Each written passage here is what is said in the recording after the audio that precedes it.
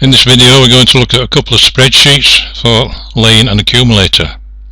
I have two spreadsheets in the same file, and the first spreadsheet we'll look at is one that we would use if we're laying single runners or teams that have time between each event, so they can lay one event and then when that's finished lay the next, and then when that's finished lay the next, and so on.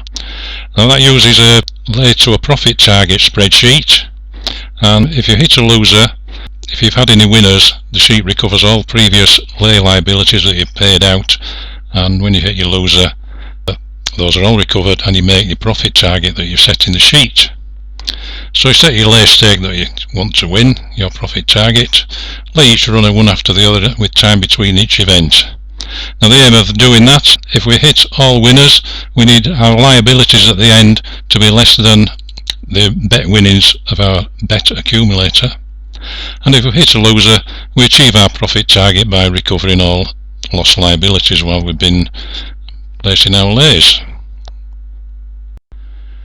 If we hit a loser, of course, we'd be looking to recover our losing bet stake as well as all previous lay liabilities that we've paid out if we've hit winners. Now the second method, laying an accumulator if all our runners kick off at the same time. Now we use a Dutching sheet for that, and it's suitable for an accumulator if we have football matches that all kick off at the same time, for example. Select our teams that we think will score first or win the game, of course.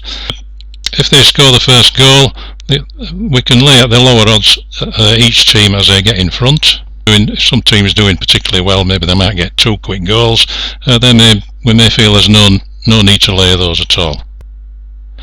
So this method really is very similar to placing a bet and then laying at lower odds. So it's a bit like an arb really, only you've got plenty of bets and lays involved. Okay, let's have a look at the sheets. This first spreadsheet is the lay to a profit target spreadsheet. Over on the right here we have a section that shows what's happening to your bet accumulator.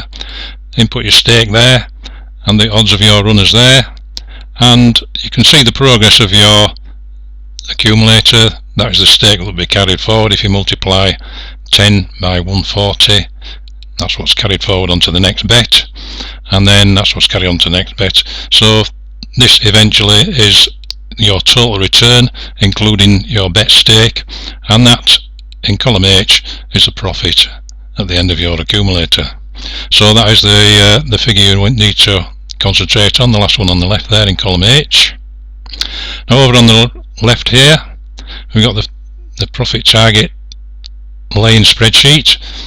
Input your profit target up there, name your teams in column A, input the lay odds in column B.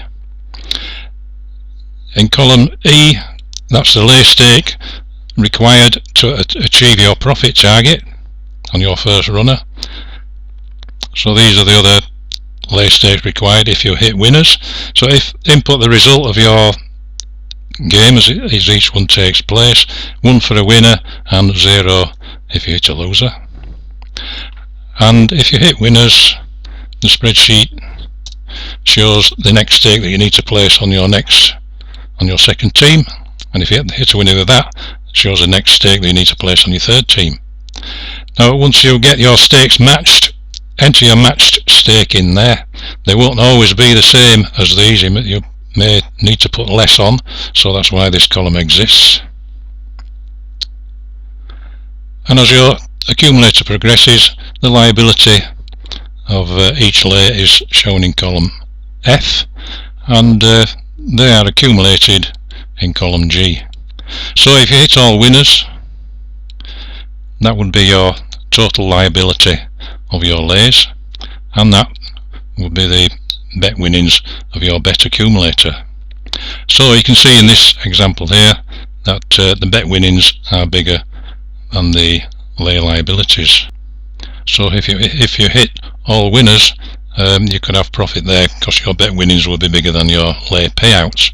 Now if you hit a loser, enter a 0 and you achieve your profit target So that would be end of trade. There's no stake. Look for the next runner. You wouldn't be if you'd hit a loser there, your accumulator would have failed, your accumulator bet would have failed, so you would have lost your tenner, and in this case made £7, your profit target.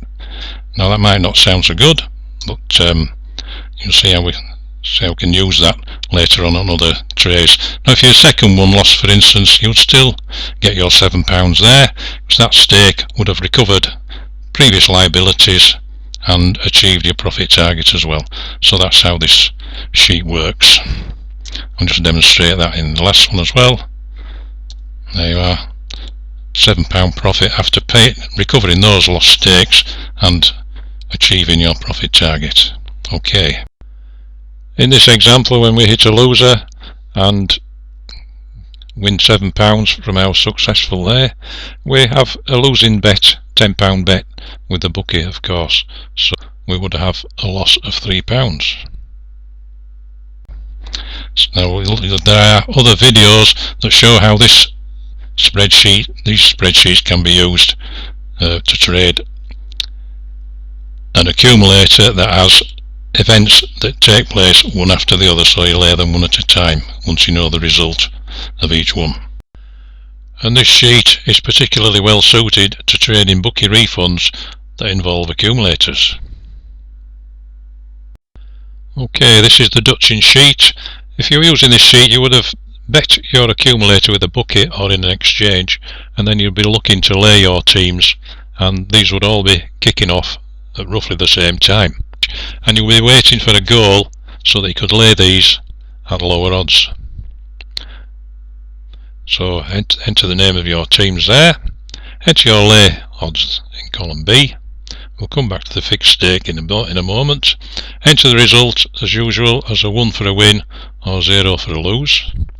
And as you enter your lay odds there, you get a lay stake in column E, and if you lay that amount at that odds, you will get individual liability in column G, and that is shown in your individual profit or loss there in column F.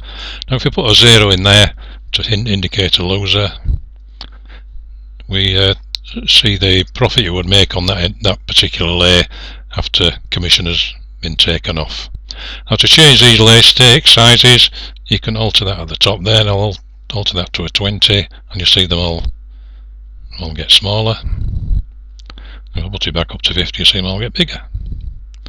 Okay, so they might not look like a Dutching sheet, but that figure there is a total of everything in that column there. So if we've got a loser against Chelsea there, the first one, we get minus 1631. Now if Chelsea happen to win, but Arsenal lose, we'd lose 1572. Now that might not look like balanced staking because the totals are different, but if we set commission to 0, you see that figure comes out the same for each one now. Minus 1456 if Arsenal lose. If Arsenal win and one of the others lose, we get 1456 again. So this is balanced, using the balanced staking of Dutching. Now when I use this sheet, I usually just type in my bookie payout down at the bottom there in these cells here, and that has no effect whatsoever on the calculations up here.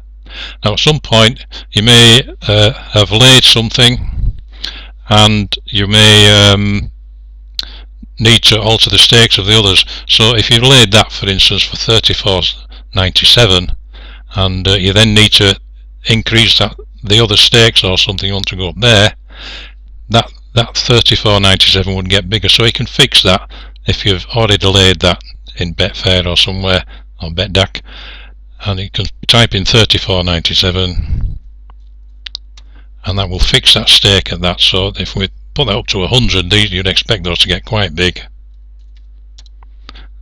but that stays at 34.97. Look, if I get rid of that, it will change.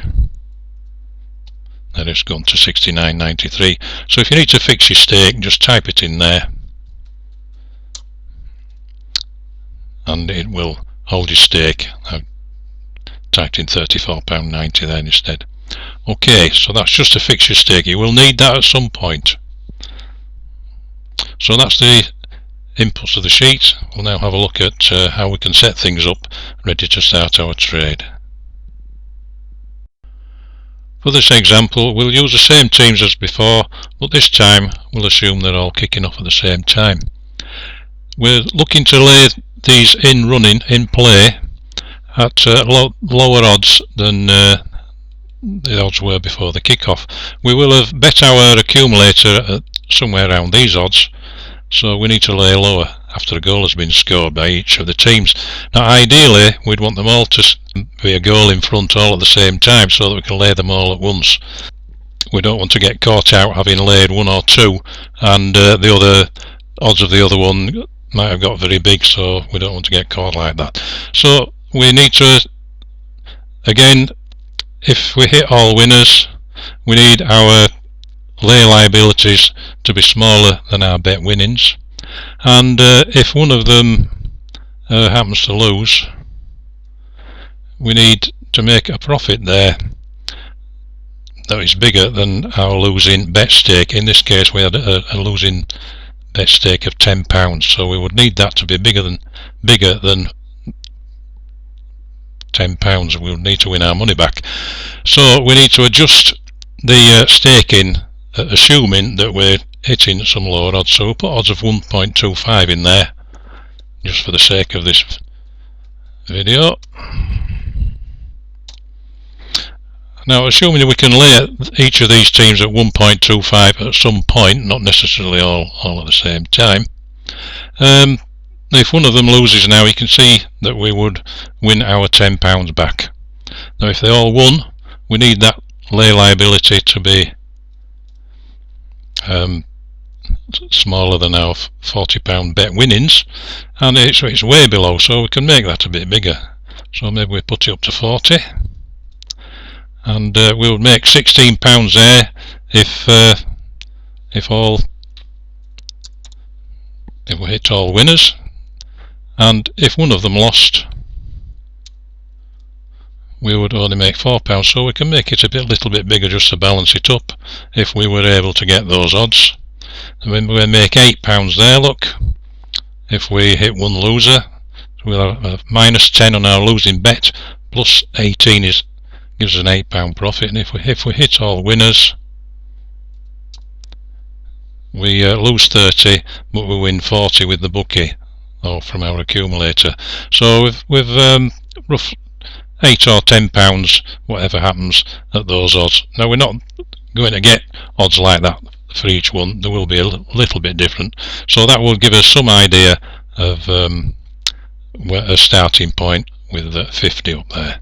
So we can go ahead and start our trade by betting our accumulator with our bookie, and then come back to this sheet and wait for all the games to start. Okay. Now there are some examples in the videos that follow this one, so you can see the results of some live trades that I did quite some time ago using this sheet. Okay, thanks for listening, and on with the other videos.